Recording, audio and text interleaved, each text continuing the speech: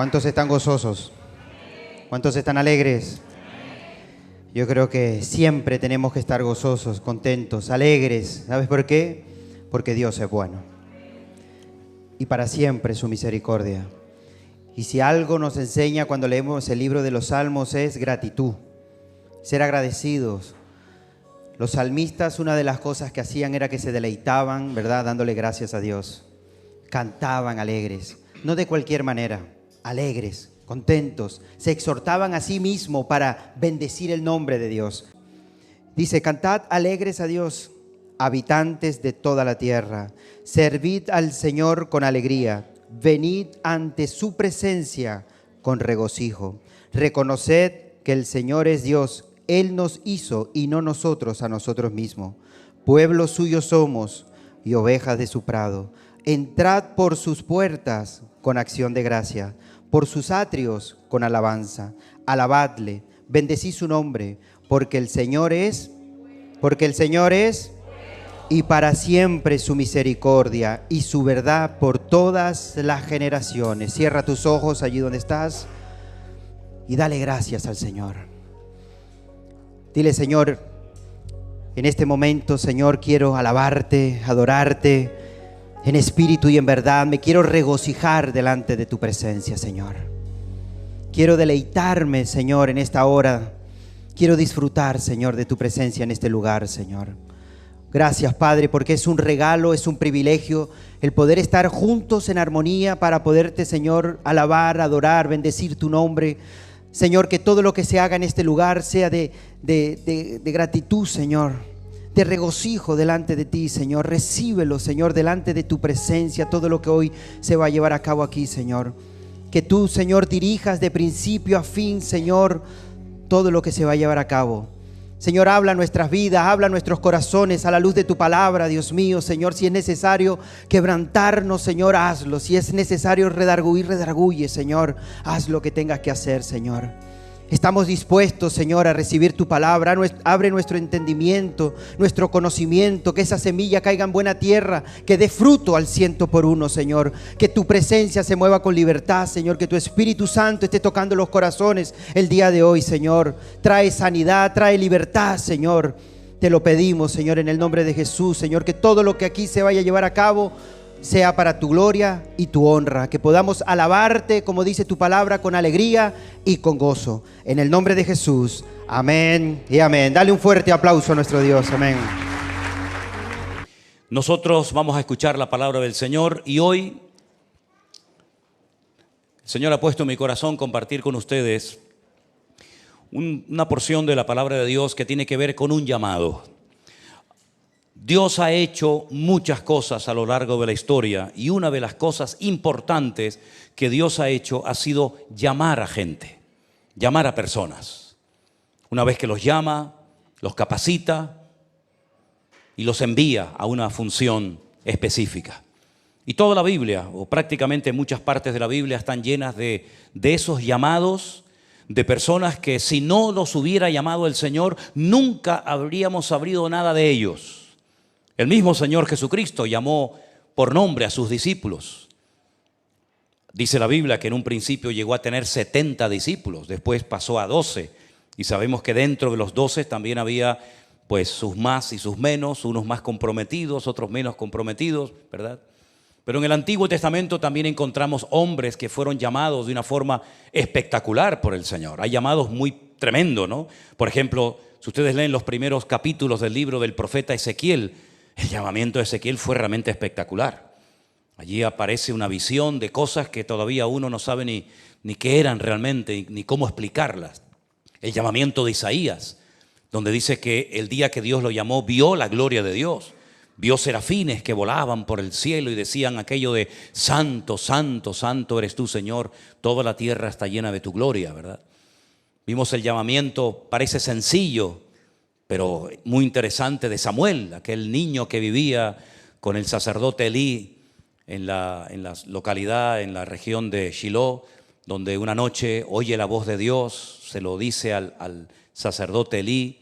El sacerdote Elí le dice, es Dios, hijo, es Dios el que te está llamando. Cuando oigas otra vez tu nombre, dile, heme aquí, Señor, ¿verdad? Pero hoy vamos a hablar de un llamamiento muy interesante, del cual yo creo que podemos extraer cosas que son de mucha aplicación para nuestra vida, y se encuentran en Éxodo, libro de Éxodo, libro de Shemot, segundo libro de la Biblia, capítulo 3. El llamamiento nada más y nada menos que de Moisés, aquel gran varón de Dios que podemos dividir su vida en 3 grandes bloques. 40 años en Egipto, viviendo cómodamente en el palacio con Faraón, siendo adoptado por la hija del Faraón. 40 años solo en el desierto, donde él llega a conocer a su esposa, tiene hijos, sirve de pastor a su suegro, ¿verdad?, Jetro. Y los últimos 40 años de su vida siendo el pastor, el líder que guía al pueblo de Israel de la esclavitud de Egipto por el desierto, con la intención de llevarlo hasta la tierra prometida. Pero bueno, luego sabemos que no llegó porque, en fin, todos conocemos la historia, ¿verdad? Fue Josué. Ahora, en Éxodo capítulo 3, su llamamiento empieza diciéndonos lo siguiente en el versículo 1. Apacentando Moisés las ovejas de Jetro, su suegro, sacerdote de Madián, llevó las ovejas a través del desierto y llegó hasta Horeb, el monte de Dios. Ahora uno dice, ¿por qué se llama a Horeb el monte de Dios? Si en principio allí no había pasado nada importante, nada para destacar, pero sin embargo ya dice la Biblia que ese monte era el monte de Dios. Después hablaremos de él. Y el versículo 2 dice que se le apareció el ángel de Jehová en medio de una llama de fuego, en una zarza, y él miró y vio que la zarza ardía en fuego y la zarza no se consumía. Entonces Moisés dijo, iré yo ahora y veré esta grande visión. ¿Por qué causa la zarza no se quema? Y viendo Jehová que él iba a ver, lo llamó Dios de en medio de la zarza y le dijo, Moisés, Moisés. Y él respondió, heme aquí. Y dijo, no te acerques, quita el calzado de tus pies, porque el lugar en el que estás, tierra santa es. Y dijo, yo soy el Dios de tu padre, el Dios de Abraham, Dios de Isaac, Dios de Jacob. Entonces Moisés cubrió su rostro porque tuvo miedo de mirar a Dios. Versículo 7. Dijo luego Jehová, bien he visto la aflicción de mi pueblo que está en Egipto, y he oído su clamor a causa de sus exactores, pues he conocido sus angustias. Y he descendido para libraros de la mano de los egipcios y sacarlos de aquella tierra a una tierra buena y ancha, a una tierra que fluye leche y miel, a los lugares del cananeo, del eteo, del amorreo, del fereceo, del heveo y del jebuseo. El clamor pues de los hijos de Israel ha venido delante de mí, y también he visto la opresión con la que los egipcios oprimen a mi pueblo. Moisés, aparentemente en el peor momento de su vida, ya con 80 años, solo en el desierto, después de haber estado 40 años viviendo cómodamente, sin faltarle absolutamente nada, él se encuentra ahora solo en el desierto. Y a veces es necesario que te encuentres solo, ¿sabes? Hay soledades que matan, pero hay soledades que son necesarias. Y en este caso, Moisés necesitaba un poco de soledad, de tranquilidad, para aprender a oír la voz de Dios en medio de las circunstancias. El llamamiento de Moisés es muy interesante porque lo que a él realmente le llama la atención es ver que una zarza comienza a arder, lo cual es normal y muy habitual en el desierto. Pero esta zarza dice que ardía, pero no se consumía, ardía y ardía y ardía y no se apagaba nunca. Y eso es lo que atrae la atención de Moisés. Yo creo que estamos viviendo en unos tiempos en los que tenemos que estar muy atentos a lo que el Señor nos está mostrando. Porque a veces vemos algo, a veces escuchamos algo y como que no le prestamos la atención necesaria. Y nos perdemos una oportunidad de que Dios nos indique o nos hable o nos muestre algo. Seguramente Moisés en los 40 años que estuvo en el desierto vio, ya digo, muchas zarzas arder por el calor abrasador del desierto, que por cierto en ese lugar es terrible. Pero lo que él está viendo ahora es diferente. Lo que él está viendo ahora le llama, le atrae la atención. También es muy importante que guardemos nuestro corazón y nuestros ojos para que no nos atraigan cosas incorrectas, para que no nos llamen la atención cosas que no son que no son de Dios, sino más bien contrarias a la voluntad de Dios. Pero en esta ocasión era importante que Moisés prestara atención y se acercara. Y dice la Biblia que cuando se acercó a la zarza, en medio del desierto, sin que nadie lo oyera, sin que nadie lo viera, oye la voz de Dios. Me llama la atención que en el versículo 2 dice que el que estaba en medio de la zarza o hablando por medio de la zarza era el ángel de Jehová. Ahora olvídense de esto de mayúscula o minúscula, porque esto es intrascendente en el texto original. En hebreo no existen ni mayúsculas ni minúsculas. Parece como que en castellano cuando pones ángel en mayúscula se refiere o puede ser una aparición del mismo Señor Jesucristo, y cuando aparece en minúscula es como un ángel, digamos, de menor categoría o un ángel cualquiera. Eso realmente no es así como hay que interpretar el texto. Pero para saber realmente de quién se trataba ese ángel de Jehová del versículo 2, sería bueno que volviéramos a leer el versículo 4, donde dice que viendo Jehová que él iba a ver, lo llamó Dios en medio de la zarza. Entonces vemos que en el versículo 2, el que está en medio de la zarza es el ángel, el malaj, el enviado de Dios. Pero realmente en el versículo 4 vemos que el que está hablando en medio de la zarza es el Dios que lo está llamando y lo está atrayendo por medio de aquella zarza que ardía y no se consumía. Es interesante notar que si ustedes leen esta porción en el texto original en hebreo, hay 39 palabras desde el versículo 1 hasta el versículo 4, 39 palabras. Y en lo que se llama gematría, el valor numérico de las palabras, el 39, entra dentro de la expresión Dios es uno. Porque eso es lo que es Dios. Dios es uno. Aunque a veces se manifiesta de una manera, a veces se manifiesta de otra, a veces utiliza un elemento, a veces utiliza otro elemento, pero Dios es uno. Y es el mismo Dios el que le está hablando a través de la zarza, porque Moisés necesita recapacitar acerca de lo que va a ser su vida en los próximos 40 años. Tal vez Moisés se había acostumbrado a esa vida, levantarse temprano, sacar las ovejas, buscar un lugar tranquilo para que las ovejas pudieran tener agua, pudieran tener buenos pastos. A la caída de la noche, buscar un lugar tranquilo para poder dormir, contar las ovejas por si acaso falta alguna, o volver a casa de Jetro. Y ya esto lo había hecho tantas veces que seguramente se había perdido el factor sorpresa en la vida de Moisés. Y yo no quiero que ninguno de nosotros perdamos nunca la capacidad de ser sorprendidos por el Señor. En un culto, en un puesto de trabajo, en la finca cuando vas a trabajar, cuando vas a estudiar, en tu casa, donde quiera que te encuentres, deja que el Señor te pueda sorprender en cualquier momento.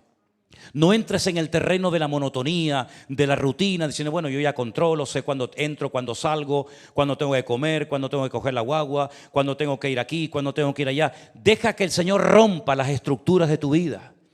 Deja que el Señor controle tu agenda. Deja que el Señor te pastoree, deja que el Señor te sorprenda, como sorprendió a Moisés. Cuando tenía 80 años, uno se pregunta, ¿y por qué tardó tanto Dios en llamarlo? Porque todos sabemos que Moisés tuvo que salir corriendo.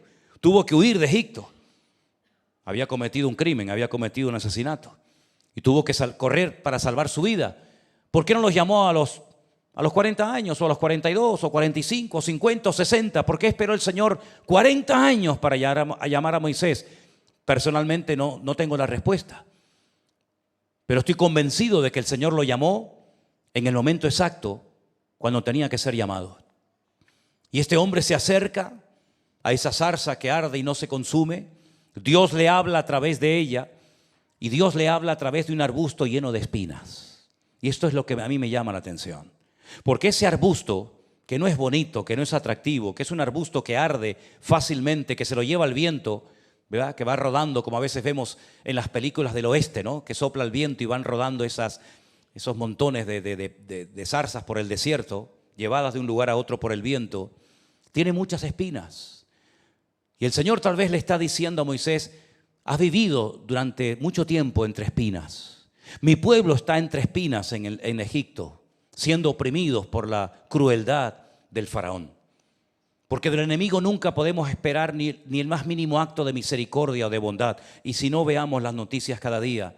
Esta guerra psicológica terrible, que a veces hace más daño que la guerra física, ¿verdad? Moisés tiene que saber que Dios se identifica con nuestros problemas, con nuestras luchas, con nuestras espinas. Y me llama también mucho la atención que el Señor, nuestro Señor Jesucristo, en el Nuevo Testamento, también permitió que fuera coronado, pero no con una corona de oro, sino con una corona de espinas. Alguien ha dicho que la vida está llena de espinas. Y cuando tú estés en un desierto solo, con una cierta edad, que aparentemente ya has perdido muchas cosas, incluso hasta fuerza física o vitalidad, y estés rodeado de espinas, de dolores, de frustraciones y de fracasos, prepárate porque el Señor todavía tiene poder para sorprender a su pueblo. ¿Cuántos dicen amén? Fue un anciano, muy anciano, rodeado de muchas espinas, metafóricamente hablando, que se llevó la sorpresa de su vida cuando un día el Dios de Abraham, el Dios de Isaac, el Dios de Jacob, el Dios de Moisés, nuestro Dios, se le presentó con casi 100 años, cuando ya estaba desterrado en la isla de Patmos, a punto de morir de frío, de sed o de hambre, y el Señor se le presenta y le dice: no temas, toma nota y escribe las cosas que has visto y las que verás y envíalas a las iglesias de Asia Menor.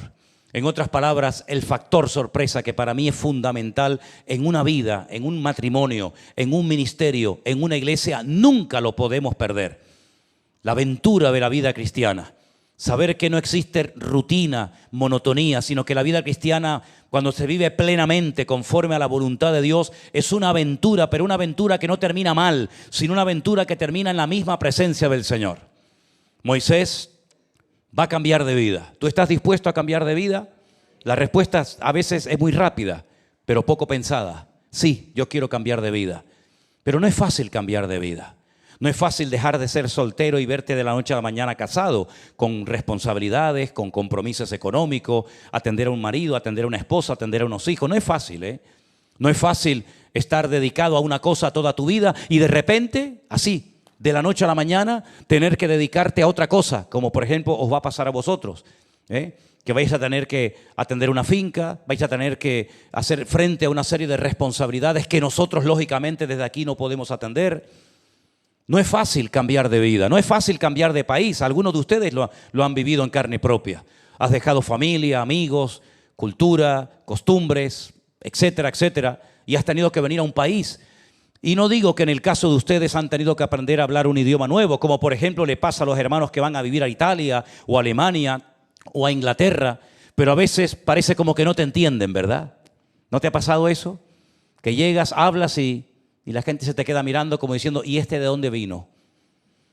O a veces te hablan y tú no entiendes lo que dice. A mí me pasó cuando fui a vivir a Argentina. Se me rompió la batería del coche y yo no sabía que en aquel país, en aquel momento por lo menos, las baterías las reparaban. Yo estaba acostumbrado que cuando una batería se rompe o deja de funcionar, se quita y se pone otra. Pero yo llegué a un lugar enorme donde había un taller que reparaba baterías.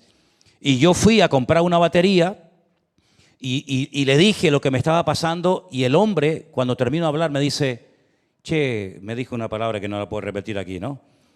Che, no te he entendido nada, viejo. ¿Cómo que no me...? Y una frustración tan grande, ¿no? Yo ya no era un niño. Y que me diga un tipo, después de haberle explicado el problema que tenía, que no me entiende, es tremendamente frustrante, ¿no? Pero te vas a encontrar en muchos momentos en tu vida en los que a lo mejor no te van a entender. No van a entender las sensaciones que estás experimentando. No vas a entender porque a veces lloras sin querer, en medio de la noche. No vas a entender lo que significa que has perdido un matrimonio, un padre, una madre, un hijo. Hay gente que no te va a entender y no esperes comprensión por parte de la gente. Pero refúgiate en Dios, porque el que siempre va a estar contigo y te va a entender va a ser nuestro Dios. El Señor le recuerda a Moisés que Él está viendo la aflicción de su pueblo, que Él está oyendo el clamor de sus hijos. Le dice el Señor: he visto la aflicción de mi pueblo que está en Egipto. He oído el clamor a causa de sus opresores. He conocido sus angustias. Qué hermosa esta conversación donde Dios le está hablando a Moisés.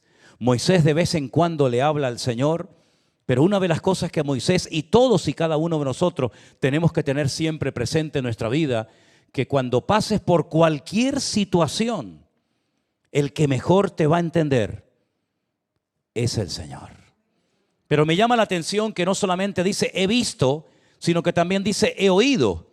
Y está bien que haya un Dios que nos observa, un Dios que nos oye, pero la pregunta es ¿y? Saben, yo he predicado, dame un poquito de monitores, hermano. Yo he predicado en algunas ocasiones, en algunos países. Mi último sermón en Cuba, cuando estuve allí predicando, utilicé un versículo que le dije, sé de antemano que si les pido que digan amén, cuando termine de leerlo, les va a resultar un poco difícil decir amén, porque no vais a entender nada. Es un versículo que simplemente dice esto: Elisama, Eliada y Elifelet. Y ahora les dije, digan amén. Y dijeron amén. En fe, porque es un versículo en Crónicas que dice Elisama, Eliada y Elifelet. Nada más. Lo único que tienen en común estos tres nombres es que los tres empiezan con la partícula o con el nombre Elí, que significa mi Dios. Elisama, mi Dios oye. Eliada, mi Dios conoce. Elifelet, mi Dios liberta. Y de ahí saqué un sermón, que Dios nos oye, Dios nos conoce y Dios nos liberta. Ahora vemos que Dios le está diciendo a Moisés, yo he visto, yo he oído, yo me identifico con la angustia, con el dolor, con las lágrimas de mi pueblo, pero la pregunta es, ¿y qué vas a hacer? Porque hay mucha gente que te puede oír. Si vas, por ejemplo, a la consulta de un psicólogo, puedes estar horas hablando con él y le abres tu corazón y le cuentas tus problemas y cómo se ha roto tu matrimonio y cómo has perdido a tus hijos y esto y aquello, y te ha oído y te ha visto, pero probablemente salgas igual, porque él tal vez también tiene sus problemas y no te puede ayudar como tú necesitas ser ayudado o ministrado. Pero nuestro Dios no solamente nos oye, no solamente nos ve, sino que nuestro Dios actúa. Y ese es el motivo por el que se presenta la vida de Moisés. Porque yo te he llamado y te voy a capacitar y te voy a enviar para que me saques a mi pueblo de la esclavitud y me lo traigas a este monte, y en este monte, una vez más, yo les hablaré ahora no solamente a ti, sino les hablaré a ellos y les hablaré también por medio de fuego. Si ustedes prestaron atención a la lectura que nuestro hermano Jerónimo leía en esta tarde, en Deuteronomio capítulo 5, la Biblia dice que ese milagro de salir de la esclavitud en Egipto se logró producir. Moisés regresa, está aproximadamente un año, que fue el tiempo que duraron las 10 plagas en Egipto, logra sacar al pueblo de la esclavitud de Egipto, cruzan el Mar Rojo y los lleva al monte Horeb. ¿Y qué es el monte Horeb? El monte Horeb es el monte Sinaí. El monte Sinaí es el monte Horeb de la Biblia, como lo llama también la Biblia, el monte de Dios, el monte que ardió primeramente en fuego a través de la zarza que le habló Moisés, y luego ardió todo el monte en fuego cuando el Señor desciende, y dice la Biblia que les da la Torá, les da también los 10 mandamientos, y todo el pueblo dice que vio al monte arder, pero no vieron ninguna imagen, pero todos escucharon la voz de Dios. Y ese es el monte Horeb. Hay una canción que dice, allá en el monte Horeb, la zarza ardía. ¿Se acuerdan de aquella canción? Esas son del siglo pasado, pero se acuerdan, ¿no? ¿Verdad? Cristo es la peña de Horeb que está brotando agua de vida. Ven. El monte Horeb es el monte Sinaí en la Biblia.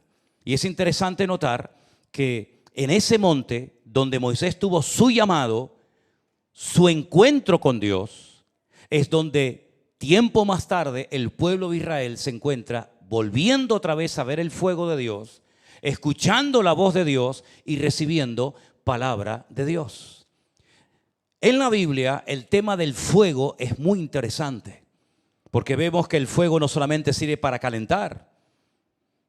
Qué bonito ahora, como les dije, ¿no? Cuando encendíamos las chimeneas todos los días allí en Alicante, pero cómo chupan leña, ¿eh?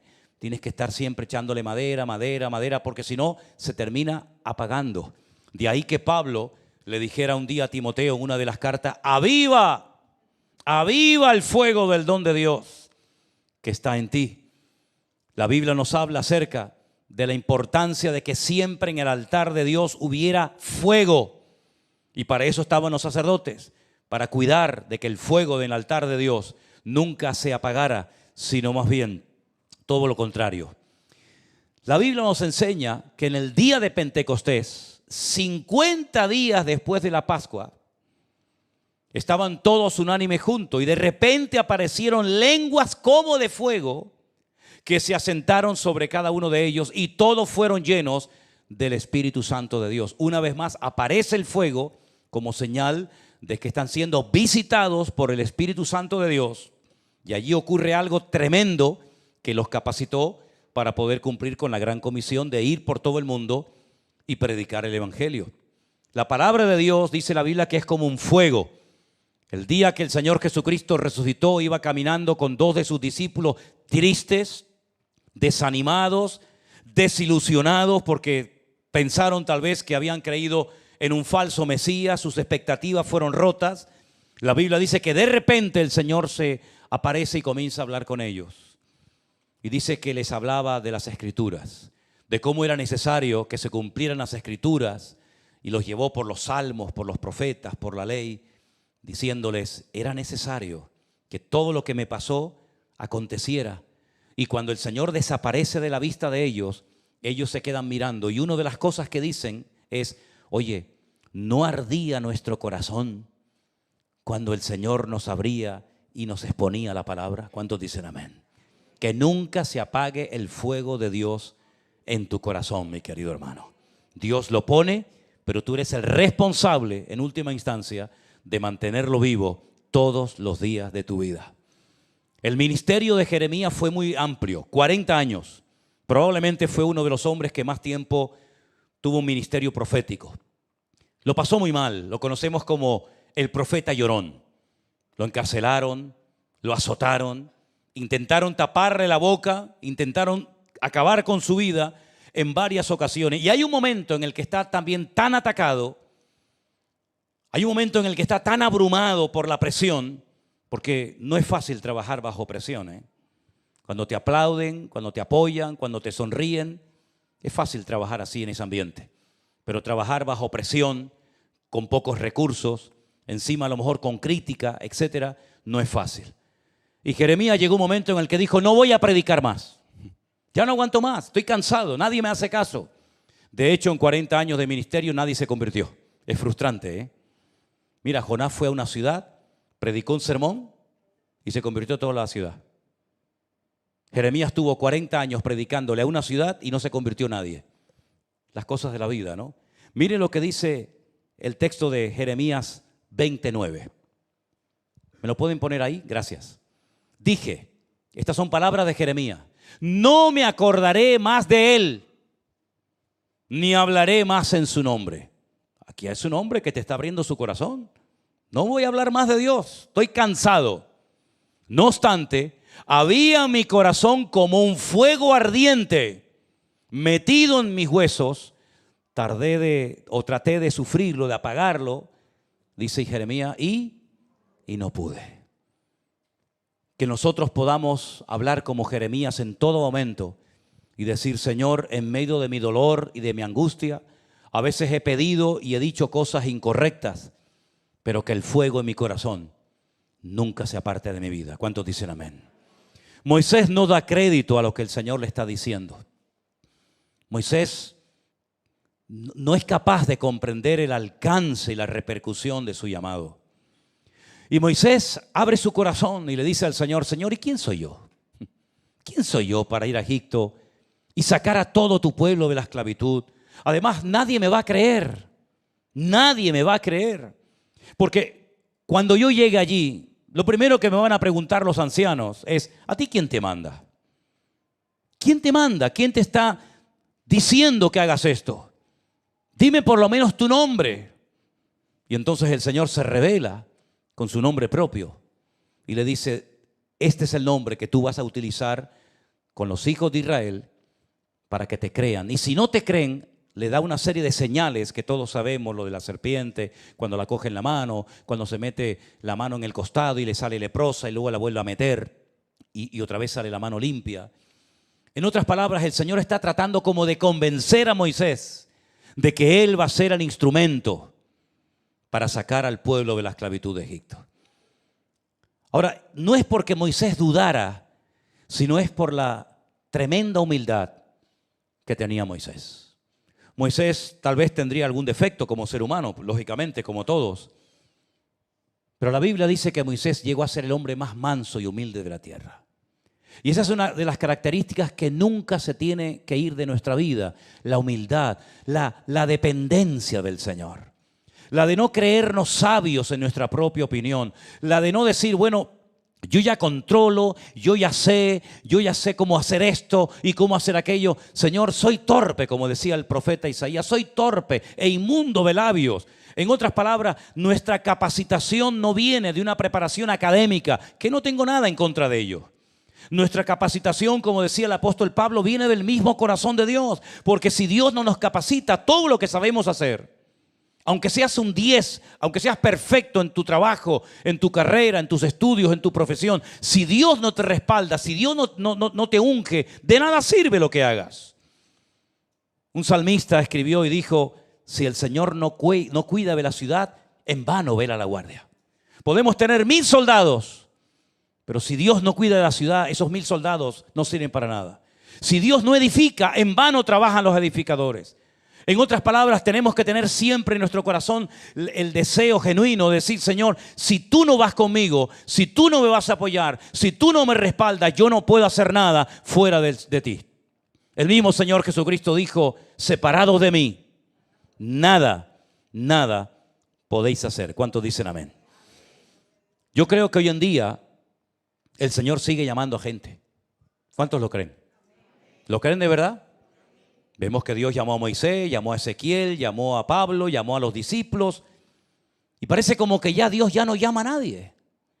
Ahora, la forma como Dios te puede llamar a veces es sorprendente, porque a veces hay gente como que está esperando algo demasiado sublime o demasiado sobrenatural para por fin convencerse de que Dios me está llamando. Pero yo creo que Dios trabaja en la naturalidad. Y hay cosas que son tan normales y tan naturales, pero no dejan de ser milagrosas. Pero como son tan repetitivas y constantes, como vemos que se producen todos los días, como que ya son normales. Pero es un milagro lo que ocurre cada día, con la noche, con el viento, con las mareas, con el sol, con la luna, con las estrellas, con todos los miles y millones de detalles que nos rodean, que para nosotros ya son normales, pero no dejan de ser manifestaciones del poder de Dios. Son auténticos milagros. El hombre no puede controlar las mareas, el viento, el fuego, las estaciones, no las puede controlar. Las fuerzas de la naturaleza son tremendamente poderosas, que el hombre, con toda su sapiencia y tecnología, es incapaz de controlarlas. Son parte de la intervención diaria de nuestro Dios en este planeta en el cual vivimos. Y a veces Dios es verdad que llama de una forma sobrenatural. Hombre, el llamamiento de Moisés, si no es sobrenatural, pues ya me dirás. O el llamamiento por ejemplo, de Ezequiel, o el de Isaías, o el de otros. Pero a veces Dios llama con una naturalidad que el que ha sido llamado, como que no se percata de que Dios te está hablando. Fíjate, por ejemplo, cuando el Señor llamó a Mateo. ¿Qué le dijo el Señor a Mateo? ¿Qué le ofreció a Mateo? Mateo era un hombre que estaba bien situado económicamente, que ese es un problema que muchas veces tiene la gente.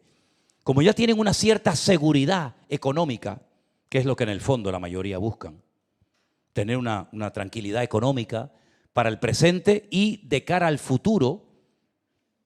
Cuando ya lo tengo, claro, renunciar a esa comodidad económica a algunos les resulta imposible, porque se han acostumbrado a esa cierta seguridad económica, que es lo más inseguro del mundo, pero ellos creen que es lo cierto. Y Mateo tenía ya esa seguridad económica, era un recaudador de impuestos. Había tenido, permítame la expresión, la suerte de que el enemigo lo contratara. Había tenido la suerte de que el Imperio Romano le diera un puesto de trabajo fijo, porque los impuestos siempre, sí o sí, se iban a pagar. Da igual si fuera enero, febrero, verano, otoño, invierno, primavera. El puesto de trabajo de Mateo era un puesto fijo. Y de repente aparece por allí Jesús de Galilea, el carpintero, el hijo del carpintero, y simplemente le dice: sígueme. Simplemente le dice: sígueme. Y dice, y levantándose, dejándolo todo, le siguió. Yo me hubiera levantado si hace 2000 años yo hubiera sido Mateo y oigo la voz del Señor que me dice, sígueme. Yo me hubiera levantado, ¿tú te hubieras levantado? Porque si te llama hoy y no te levantas, tampoco te hubieras levantado hace 2000 años, ¿eh?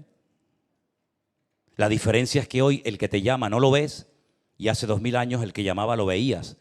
Pero si hoy en día le dices no al que te llama, igualmente le hubieras dicho no al que te llamaba hace 2000 años.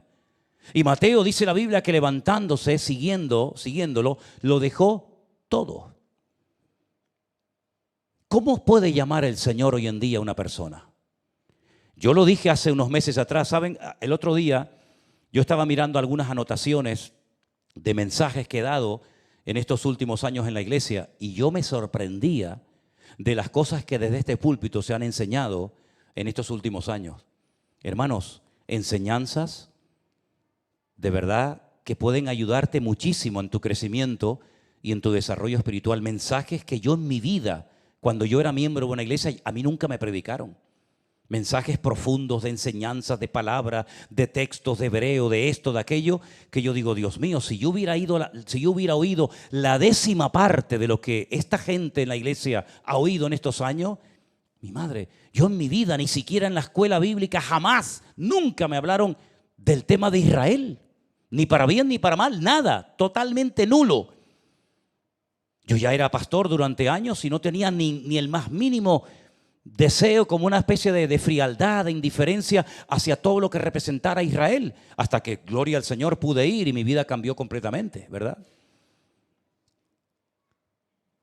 Y quiero decir todo esto porque a veces el Señor nos ha llamado y no te has dado cuenta de que el Señor te ha llamado.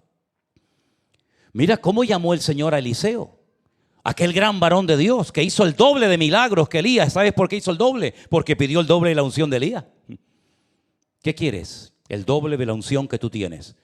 Y el profeta Elías le dijo, dura cosa o difícil cosa has pedido, pero si me sigues. Y yo prediqué también un mensaje de los 4 lugares a los que Eliseo tuvo que seguir al profeta Elías, lugares muy importantes, uno de ellos Jericó, otro de ellos Betel.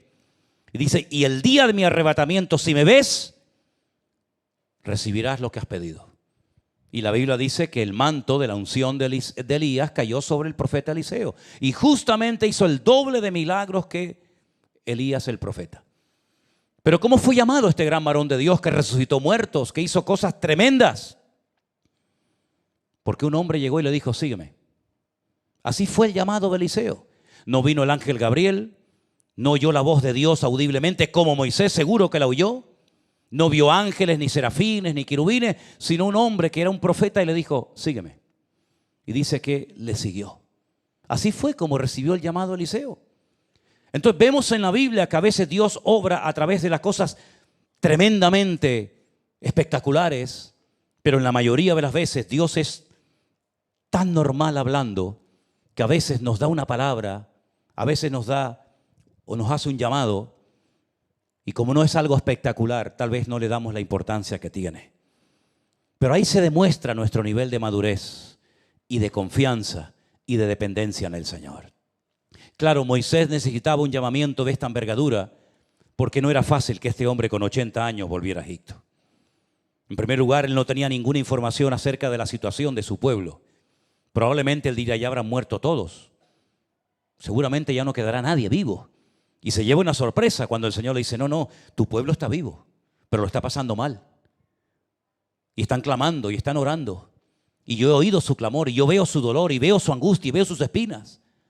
Y quiero que tú vayas a Egipto y saques a mi pueblo y los traigas aquí para que aquí yo les hable y les ministre y me revele a sus vidas.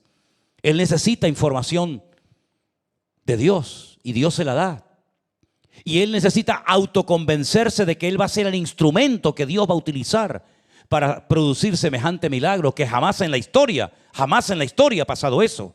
No hay ningún registro histórico de un anciano, de una persona ya con una edad, que vaya a otro país y saque a un puñado de esclavos y se los lleve a otro país y les regale una tierra para ellos. No hay ni un solo registro en la historia. Eso solamente pasó una vez al pueblo de Israel. Que si Dios no los hubiera rescatado de la esclavitud, probablemente hubieran muerto todos. Todos hubieran muerto. Y se hubieran diluido entre el pueblo de los egipcios. Pero sin embargo vemos que en medio del dolor se reproducían y no paraban de crecer y de crecer y de crecer. Y a pesar de que habían recibido una orden de que a los niños, cuando nada más salieran, los arrojaran al río para que murieran, aquellas mujeres dice que tuvieron temor de Dios. Todavía tenían temor de Dios. Todavía aquellas enseñanzas del patriarca Abraham, de Jacob, de Isaac y sobre todo las palabras de aquel jovencito que llegó a ser una de las personas más importantes en Egipto, que dijo: algún día el Señor os visitará. Y cuando llegue el día de la visitación, acordaros de mí, ya seré un puñado de huesos, pero sacad mis huesos y llevarlos a la tierra prometida. Y así lo hicieron durante 40 años, hermano. 40 años estuvieron cargando el ataúd, el féretro de José, hasta que pudieron darle sepultura en Siquén, en Shechem, donde está enterrado José en la actualidad. Así que, mis queridos hermanos, ¿sabe Dios la repercusión de lo que tu vida podría producir, el impacto que podría producir tu vida en las vidas de otras personas si fueras un poco más valiente? Así como fuiste valiente para meterte en las drogas. Porque hay que ser valiente a veces para probar ciertas drogas que no sabes lo que vas a sentir y no sabes lo que te va a pasar, pero fuiste valiente y pasaste la línea y dijiste: a ver qué se siente con esto. Y así como fuiste valiente para hacer otras cosas, yo les pido a todos y a cada uno de ustedes que tengan igual o más valentía para decirle al Señor simplemente esto: heme aquí, Señor. Hay un lugar en Jerusalén que se llama el Museo de los Amigos de Israel, que te venden un anillo donde dice en hebreo: heme aquí, Hineni. Aquí estoy. Dile al Señor que te mostró que la idolatría que practicabas no era correcta, al Señor que te liberó de la pornografía, de la prostitución, del robo, del engaño, de la depresión, de la amargura, de la soledad. Dile a ese Dios: heme aquí, Señor. Porque el día de la salvación probablemente tú a Él no lo buscaste, Él te buscó a ti, se reveló a tu vida y por eso estás hoy aquí sentado y algunos están ahí en sus casas oyendo este mensaje, esta predicación. Pero dile al Señor ahora que eres salvo, dile ahora que eres hijo de Dios: si te sirvo de algo, cuenta conmigo. ¿Cuántos dicen amén? Hoy hemos orado por una pareja que se va dentro de unos días a trabajar en lo material, por así decirlo, en una finca. Pero tenemos en nuestro corazón, y tienen que saberlo, y lo van a saber cada vez más, que nuestro objetivo en Novelda es abrir una iglesia. Ya tenemos el sitio, ya tenemos el equipo de sonido, ya tenemos las sillas, ya tenemos todo para abrir una iglesia. Anímate. Ya está viniendo gente a la finca diciendo: ¿hacéis cultos aquí? ¿Hacéis cultos? Bueno, de momento no. Pero claro que nuestro objetivo en esa finca es levantar otra iglesia, y otra por aquí, y otra por allá, y aquí y allá. Claro que sí. Así que lo que empieza hoy con un paso de decir: bueno, voy a cuidar naranjas y limones, voy a quitar las malas hierbas de un campo, o voy a tratar amablemente a los hermanos que van a venir a nuestras instalaciones para hacer un retiro, un campamento. ¿Quién sabe si dentro de un año estamos hablando de que hemos inaugurado otra iglesia nueva en otro punto de la geografía española? ¿Cuántos dicen amén?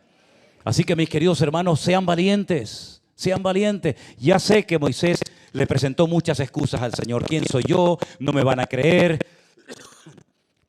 Pero el Señor también lo convenció.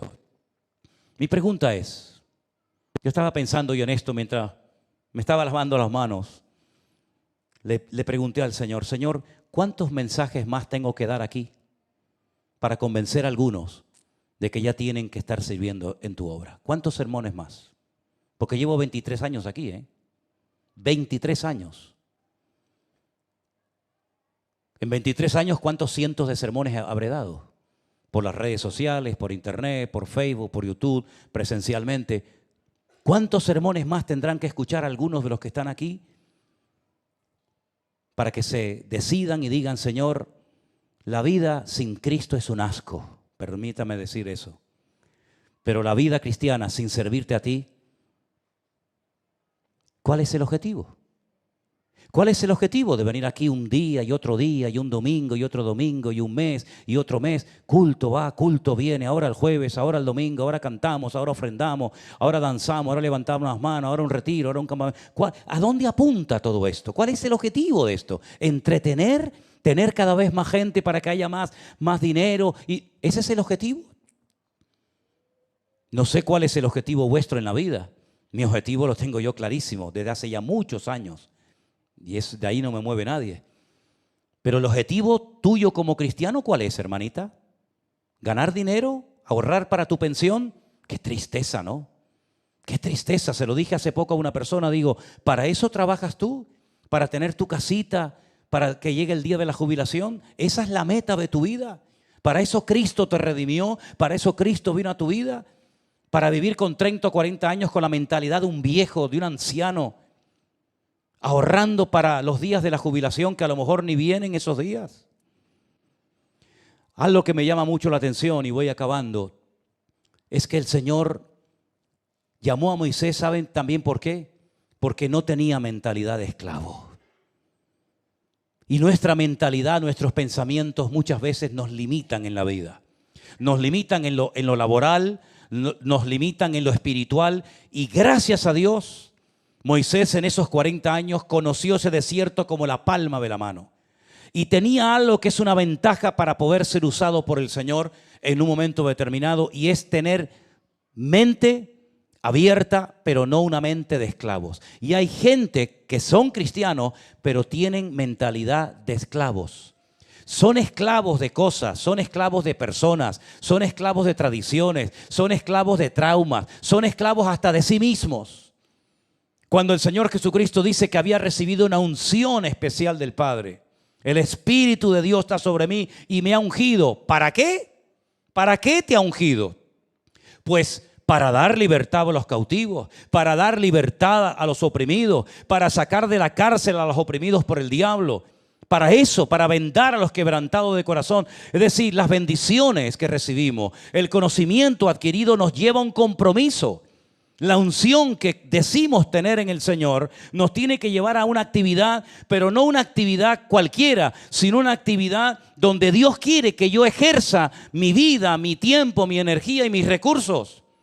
Cuando dice la Biblia, amarás al Señor tu Dios con toda tu alma, con toda tu mente, con todo tu corazón, con toda tu fuerza, se refiere con todo lo que soy y con todo lo que tengo.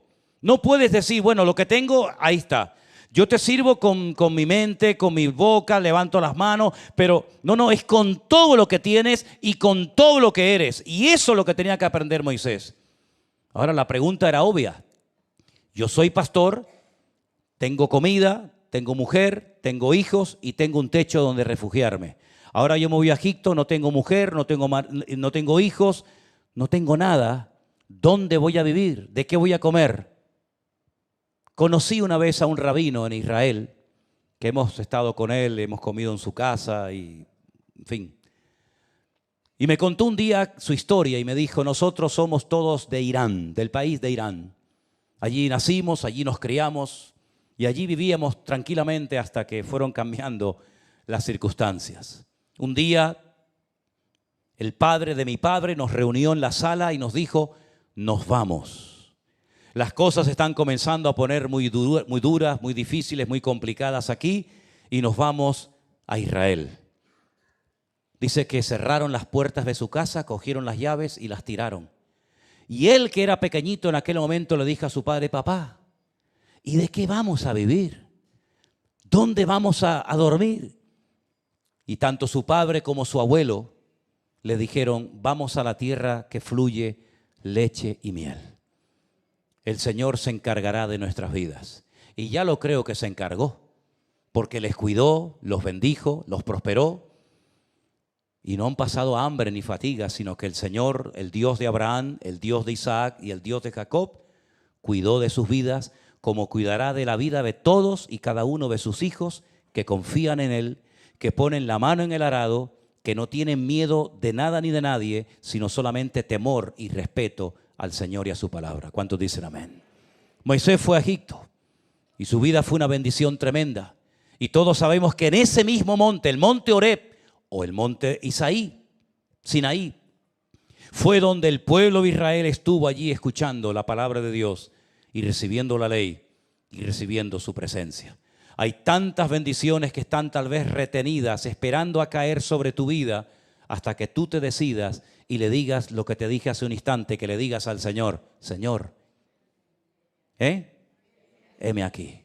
Como tú le digas esa palabra, fíjate lo que te voy a decir, hermano. Esto no es una broma, Créeme, esto no es una broma. Estoy hablando tremendamente en serio. Como tú te atrevas a decirle al Señor en serio, heme aquí, Señor, tu vida puede cambiar para siempre. Tu vida puede cambiar para siempre. No te haces ni la más remota idea de lo que puede llegar a ser tu vida, del impacto, de la repercusión que puede llegar a tener tu vida, si tú te atreves a decirle al Señor, con tus 20 añitos, o tus 40, o 60, o 80, o los que tengas, heme aquí, Señor. Viuda, soltera, separada, casada, o como estés, heme aquí, Señor. Usa mi vida. Animo a los que están en casa viendo este culto, que se atrevan a decirle al Señor hoy, heme aquí, Señor. Dios te va a sorprender siempre gratamente. Oramos en esta noche a nuestro Dios. Cierra tus ojos. Aleluya. Gracias, Señor. Tratado, capacitado y enviado. Así fue la vida de Moisés.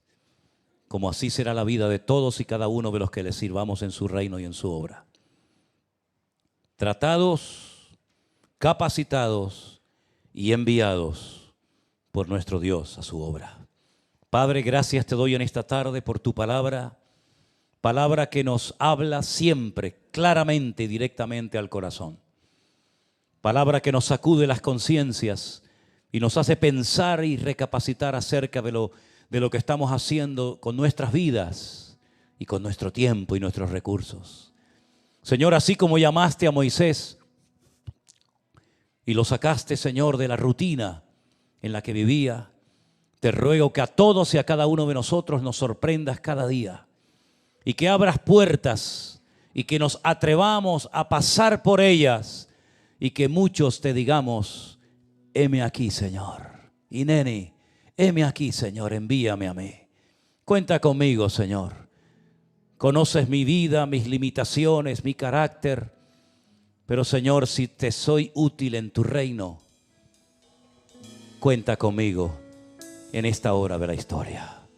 No quiero perder la oportunidad de haber servido a mi Señor por haberme enredado en cosas infructuosas o innecesarias. Gracias por los que ya han respondido a este llamado. Gracias por los valientes, hombres y mujeres, que se han atrevido, Señor, a decir, heme aquí, Señor.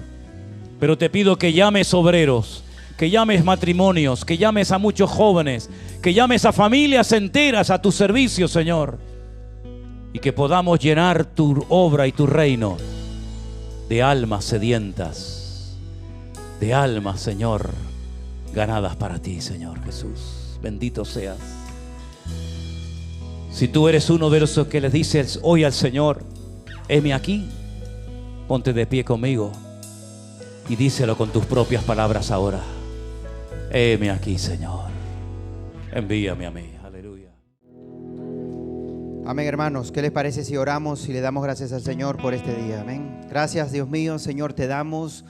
Gracias por darnos la oportunidad de recibir tu palabra, Señor. Gracias porque entendemos que tú nos has llamado, Señor.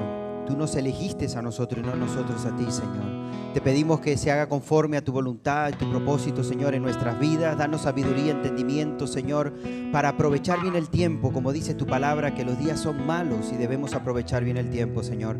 Encomendamos esta semana en tus manos, Dios mío, Señor, y que seas tú, Señor, guiándonos. Pon palabra en nuestros labios, Señor, para testificar, predicar y anunciar tu palabra, Señor, donde quiera que estemos, Dios mío. Queremos darte a ti toda la gloria y toda la honra en el nombre de Jesús. Amén y amén. Hermanos, están despedidos. Que la paz de Dios esté con ustedes.